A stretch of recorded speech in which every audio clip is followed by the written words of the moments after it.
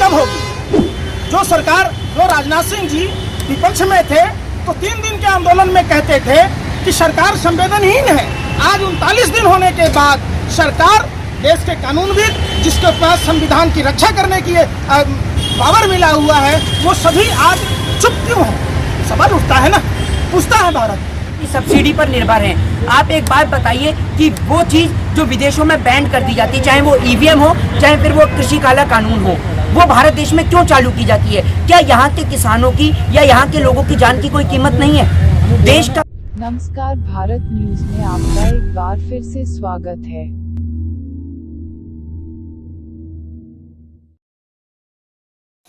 नमस्कार दोस्तों, भारत न्यूज़ में आपका एक बार फिर से स्वागत है। आज हम बात करें कृषि कानून को लेकर। मोहित शर्मा और पंकज श्रीवास्तव मुंबई आ पहुंचे हैं। वहीं पंकज श्रीवास्तव ने पत्रकारों से बातचीत करते हुए कहा कि कृषि कानून को काला कानून बताया।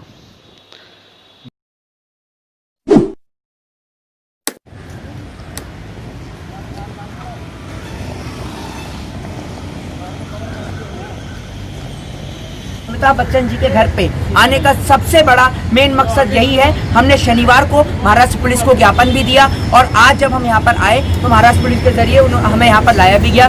तो यहाँ पर अमिताभ बच्चन जी से उन्होंने कहा है अभी हमसे मुलाकात नहीं करी। हमारा सिर्फ उनसे यही प्रश्न है कि 1950 से 1960 ईस्वी में यही सेम कानून अमेरिका और यूरोप के कई देशों में लागू किए गए थे।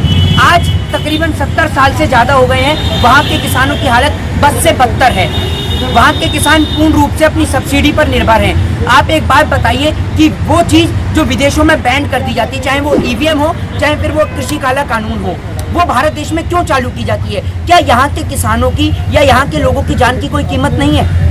देश का किसान मजबूर, लाचार और असहाय होकर आज सड़कों पर बैठा हुआ है। इतनी ठंड में जब देश के प्रधानमंत्री, देश के नेता अपने घरों को नहीं छोड़ते, उस समय देश का किसान अपने घर को, अपने परिवार को छोड़कर यहाँ आया हुआ है, दिल्ली बॉर्डरों पर आकर बैठा हुआ है। किसान सब जगह का है, चाहे वो महाराष्ट्र का हो, चाहे उत्तर प्रदेश का हो, चाहे पंजाब का हो, चाहे हरियाणा का हो।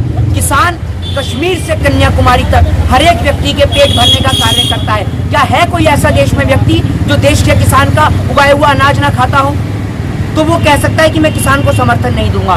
दूसरी बात, अमिताभ बच्चन जी की, हेमा मालिनी की, सनी देओल जी की और तमाम तरीके के लोगों की जो भी राय है, क्या वो देश के किसान को जब वोट लेने के जाते हैं तो वो किसान मानते हैं? और जब किसान सड़कों पर बैठता है, सरकार का विरोध करता है, तो क्या वो इनकी नज़र में खालिस्तानी है, आतंकवादी है, टेररिस्ट है? क्या है आखिर वो इनकी नज़र में? वो ओपिनियन जानने के लिए हम लोग यहाँ पर आए हैं। और अगर अमिताभ बच्चन जी अगर कहेंगे किसानों के पक्ष में, विपक्ष में, तो पूरा देश उनकी बात को सुनता है और ये मैसेज जो है वो देश के तमाम लोगों तक जाएगा। तो इसीलिए हम लोग दिल्ली से चलकर महाराष्ट्र तक आए हैं।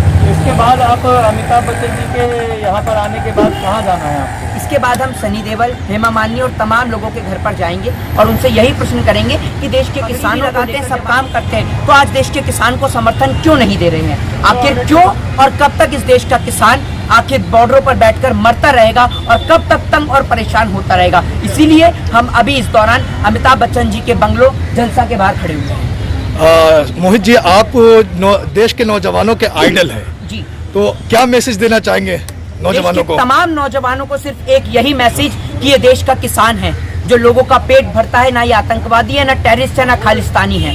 तो आप लोग और घर के हर एक परिवार के कम से कम एक सदस्य में से एक व्यक्ति को तो इन किसान आंदोलन में जाना चाहिए और देश के किसान को समर्थन करना चाहिए। ये देश का किसान है जो लोगों का पेट भरता है। अगर ये किसान नहीं रहेगा तो बिना किसी बाढ़ के, बिना किसी सुनामी के और बिना किसी प्राकृतिक आपदा के इस देश में भुखमरी छा जाएगी और ये देश भूख से ग्रस्त हो जाएगा।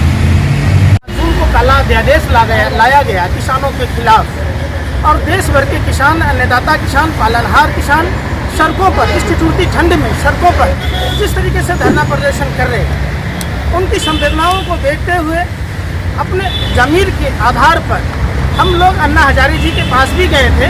अन्ना हजारे जी ने भी किसानों के आंदोलन को समर्थन दिया और उन्होंने कहा कि 84 साल हमारी उम्र हो गई है और हमारे जीवन की अंतिम ये अनशन होगा। तो इसी कड़ी में हम फिल्म सेलिब्रिटी सदी के महानायक भूतपूर्व सांसद अमिताभ बच्चन जी और इनकी धर्मपत्नी श्रीमती जया बच्चन जी भी सांसद हैं। तो इनकी क्या प्रतिक्रिया है? क्योंकि हर आदमी के अपने विचारों की अभिव्यक्ति है। बाबा साहब अम्बेडकर का संविधान अपने अपने विचार प्रकट करने का ये अधिकार देता है। तो जिस तरीके से दिल्ली में देश के अन्नदाता किसान भाइयों को दिल्ली के अंदर घुसने नहीं दिया जा रहा है, ये प्रतिक्रिया क्या देते हैं ये उनके ऊपर निर्भर करता है। हम अपनी सिर्फ इच्छा देश के अन्नदाता पालनहार किसान भाइयों की इच्छा के अनुरूप सिर्फ इनसे इनकी राय जानने आए हैं कि आप देश के किसानों के लिए क्या आपकी संवेदना क्या है, आप क्या उनके साथ हैं या विरोध में हैं, आखिर क्यों?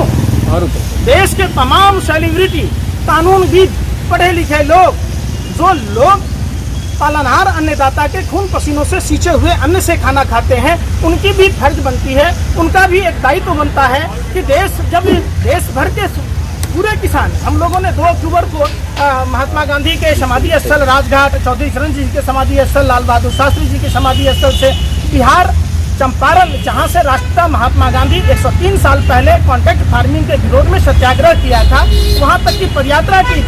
उसके बाद हम अन्ना हजारे जी से मिले। हमारी अगली कड़ी आपको अमिताभ से क्या विश्वास है, क्या उम्मीद लेके आए हैं? हम उम्मीद ये लेके आए हैं कि देश के किसानों के साथ खड़े हों। देश के किसान ठिठुरती ठंड में सड़कों पर शहीद हो रहे हैं, कृपया अपना जो वक्तव्य दें ताकि देश के किसान जो आंदोलन कर रहे हैं उनको बल मिले और उसको समर्थन एक तरह से दे। उनकी अपनी व्यक्तिगत राय हो सकती है कि विरोध भी कर सकते हैं, इसमें हमारी तरफ से कोई वो नहीं है कि नहीं आपको यही कहना है। देश में सबसे बड़ी महामारी कोरोना की। ऐसे ही न्यू वीडियो देखने के लिए हमारे चैनल को सब्सक्राइब करें, लाइक करें और शेयर करें।